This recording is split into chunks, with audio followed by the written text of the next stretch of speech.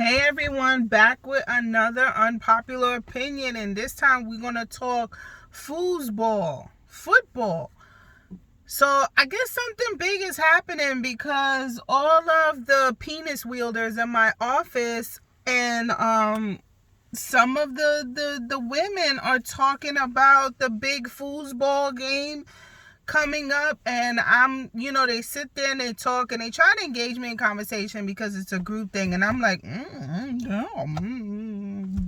Is there gonna be a chicken wing shortage this year like there was last year? I have no clue what these people are talking about because I'm not into foosball. And the name of the big foosball game, I think, is trademark, so we're gonna say the big game. The big super game, you know what I mean? That's coming up in a few weeks, right? It's usually in February. So this is gonna be football. What's the appeal? What am I missing? And I'm just gonna talk about why I just not into football. And it seems to be a very big American pastime, football. There's small towns that worship football. Like, I've seen Friday Night Lights. I know all about the impact that American football has. I'm talking about American football, not soccer. Football, American football has on Americans. Like, apparently it's a big deal. And to all the niggas watching, I thought we was boycotting.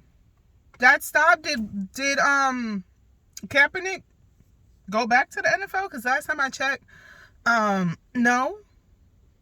So we're not boycotting no more. I didn't get the memo. I'm still boycotting, even though I only watch once a year, because I like to go to the parties. And one thing I do enjoy about football, and not recently because they look a little scrawny, is them wearing them tight ass pants bent over and jumping on top of each other. That's the only thing I like about football, is the muscles and the tight ass pants. But anyway, I find the hypocrisy in everything. And to me, there is a big hypocrisy according to the direction of what people claim they want to go and the support of football. So everywhere I read, I see, it's thrown in your face about actively taking care of your health, eating right. Miss Tabitha Brown is killing it with her veganism and her afro, and she has all these cute things in Target, and she does vegan videos, and she's really like becoming the black woman representative for ulterior ways of eating and ulterior lifestyles that are supposed to promote health and wellness.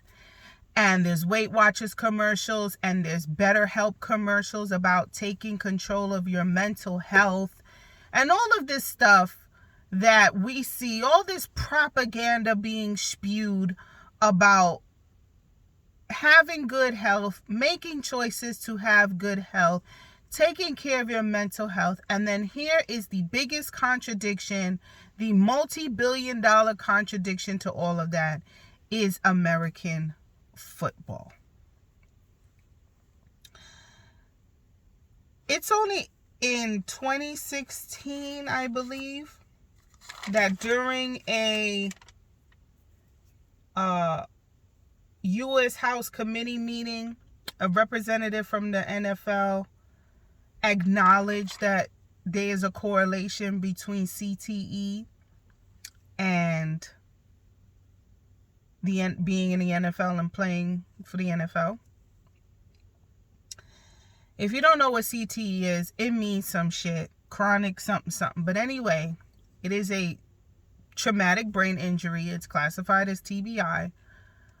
But the sad thing and the scary thing about it is it can only be diagnosed after death, because they have to basically cut into your brain to see the damage. there are signs that you might have CTE before death, but the diagnosis does not happen until you die and they do an autopsy.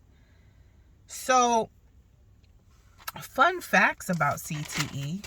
Now, I've heard about CTE before. I've watched the documentary. I want to say Netflix, because everything I watch either comes from Netflix Prime or Prime. There was a big documentary about CTE. And then, if you've been living under a rock, Aaron Hernandez was a New England Patriots football player who was convicted of murder and who unalived himself, because there's words on YouTube that you cannot say. I'm not monetized yet, but I don't want to get in trouble. I watched enough YouTube videos from other content creators to know words you can't say. So, plus I don't want to be fucked up. He took his own life. And for whatever reason he took his own life. A lot of people say he did it so that his daughter can get the money from the NFL. Some people say he was battling from his sexuality. He just didn't want to do the jail time, whatever. He took his own life in jail. And when they did the autopsy, he was indeed had CTE. It was in the brain. And so that got me looking up some things and some stats. And I was pretty alarmed. So since the inception of the NFL, and players who agreed or families have agreed to do autopsies, because remember, not everybody does an autopsy unless there's foul play. So of the players that have had autopsies, it was 111 of them, and 110 of them had CTE in the brain. That's damn near everybody. That one person probably was a kicker who don't get hit. But everybody else, CTE on the brain. And out of those players, 51 of them, died by taking their own life. That, to me, I found very interesting. I would assume that you get knocked around in the head, you're going to have some CTE. However, 51 of them died by taking their own life. And the majority of them were in some kind of domestic violence situation with their families. Pretty much they interviewed one of the wives. I'm going to leave her name out of it because, it's not important. But she basically said that she loved her husband. They were together from college. And it's after he retired, he basically terrorized that whole family until he killed himself. Ugh, I said it. Took his own life, right? I didn't say the S word. He killed himself. And he terrorized her. And she wasn't the only one. Children that have grown up, they talk about it in the house, how it was with the father or whatever. And as she also said, while he was an active player, there were a lot of supports and a lot of medical opportunities. Like the benefits were great while he was playing, right? She got help for her and her family. There was therapy, there was meds, there was whatever while he was playing. But as soon as he retired, it was next to nothing. And they were pretty much paying out of pocket for everything, which pretty much ate up most of the money. He wasn't a star player, he millionaire, but not like Brady, you know what I mean? And I kind of correlated with the military. While you're in active service, you have great benefits. Great. Now, I was never in the military, but I dated someone who was, I don't know if he still is, but at the time was a Marine. And he had great medical benefits while he was active, medicine, everything. It was great. As soon as he left, he did his time or whatever, and he didn't want to go career, and he left. He said dealing with the VA was depressing to the point where he completely stopped using the VA, even though he was eligible to, and just got a corporate job and was just using that insurance and just didn't want to deal with the VA. the VA. So the VA was terrible. Just even getting his like diabetes medication was like crazy. He's like, if I didn't have like regular job insurance, I'd be assed out. So this wife talks about once her husband retired, the supports and everything damn near disappeared. So football, well, it is physically taxing on the body. I'm gonna say it's an unhealthy sport. It's not like swimming, track and field. Even that could be hard on the body, but you're not colliding into anybody. Synchronized swimming, curling, it's not like that. And it's not just football. I know lacrosse is very physical too, but I don't think lacrosse is as worshipped as American football. And the long-term effects of football, they still don't know.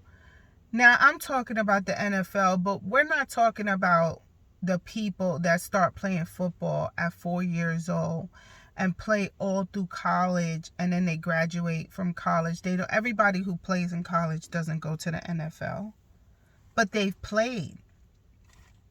You graduate college at 22, you start at 3, you're playing football 19 years of your life.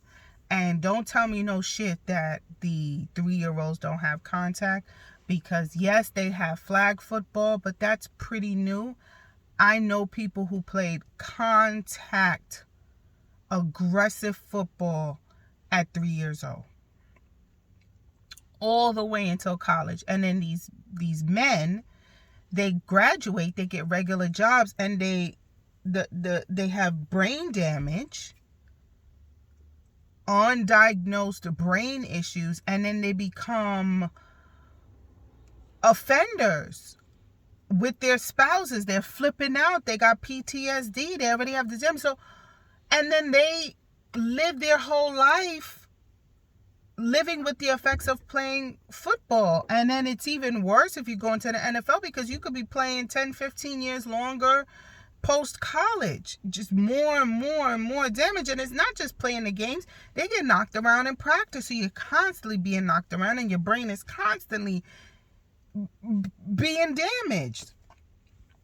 And it's very alarming, because you had this 20-something-year-old Damar, I hope I'm saying his name right, who's 20-something-year-old and damn near died on the field. And then you have college players dropping dead. NFL players, 20 years old, dropping dead. But mostly in college, they drop it. High school players. That's not sensationalized. But we know. I know. Because it's the talk of the town. And it's very, very, I can't say it's very common, but it happens that we have high school players dropping dead, or high school players with adult health problems because they are doing things that they should not be doing so that they can be a better player. And I'm going to say it without saying it. Especially the ones who have access to money. They are using injectables to do this. And our high school teams are not drug tested. So if you get what I'm saying, you get what I'm saying. So please, I'm back to the appeal. Now me, if my son or daughter, the NFL is still men, wanted to play football, he is allowed to kick the ball. You know that one guy that just stands there warming up his leg, walking back and forth, drinking the Gatorade, who comes out once or twice a game? That'll be my son. He will never play tackle football. He could play is it tag or flag? Anyway, where you have the little piece of string and they have to grab it. He could play that. But that would be a hobby. That's not a career. That's not taking you anywhere. That's not taking you to the NFL flag football. So it'll just be a hobby. You can't make a career out of that. I wouldn't allow it. My son would have to make that decision once he's an adult. And unfortunately for him, when he is allowed to play it, it's not enough time for him to make it in the NFL. It's just not. I'm just not doing it. I'm not burying my child over a hobby. So please tell me, what am I missing?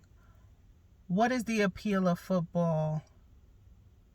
And consequently, baseball used to be fun until they took the roids away. That home run clock, and I remember going to baseball games and it being exciting. Now I go to the baseball games and we hang out at the bar eating the food. We're not sitting down watching the game. It's just so that's, I guess that's lost its appeal. And now football is now more action. Is it the action?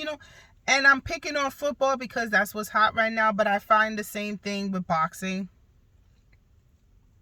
UFC fighting, all of that kind of slave buck games, because that's what I see it. That's how I see it. It's very Django, the buck wrestling.